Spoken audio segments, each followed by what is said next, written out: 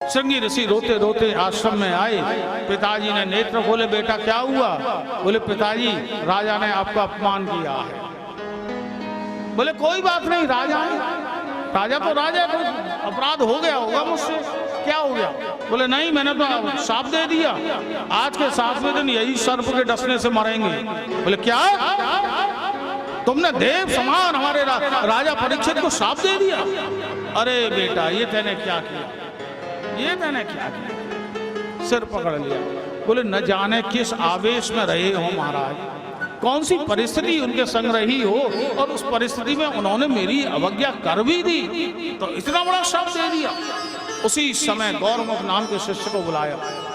गौरमुख दौड़ करके जाओ और महाराज को बताओ कि आज के 7वें दिन तक्षक के डसने से तुम्हारी मृत्यु हो जाएगी। अपने जीवन का उद्धार जो कोई करना चाहे तो कर ले, कम से कम उन्हें पता तो लग जाए।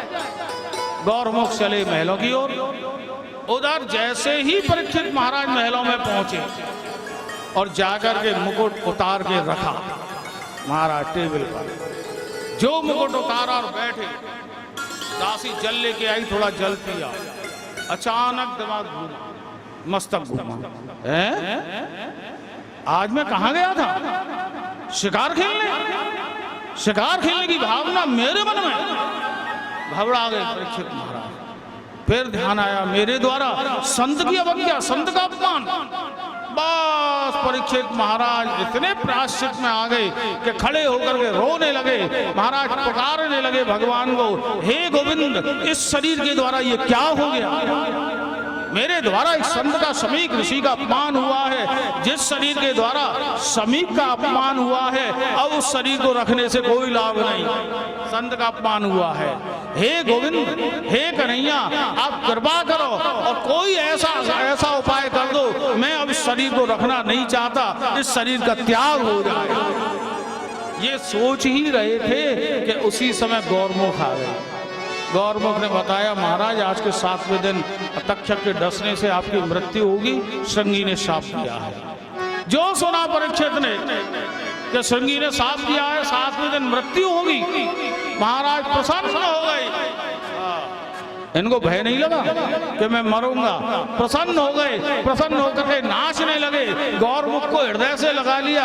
अरे गौरमुख यहाँ से जाना, श्रृंगी को मेरी ओर से प्रणाम करना और बोलना कि तुमने बहुत अच्छा किया जो ऐसा शाप दे दिया, लेकिन 7वें दिन का दिया, आज का ही शाप दे देते तो मैं और उपकृत हो जाता।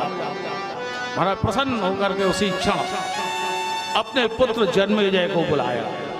छोटा सा बालक जन्मेजय को तिलक किया, बेटा अब तुम राज संभालो, मैं परलोक संभालता हूं। बोले पिताजी मैं बहुत छोटा हूं अभी तो।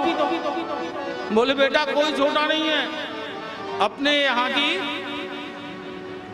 परंपरा ही है, जब मैं राजा बना था तो उससे भी छोटा था, अब तू राजा बना है तू भी छोटा, अब तू राज्य को संभाल और मैं परलोक को संभालता हूं। महाराज तिलक करके सीधे आए और आकर गंगा किनारे सुखपाल नाम के स्थान पर विराज गए, बट वृक्ष के नीचे।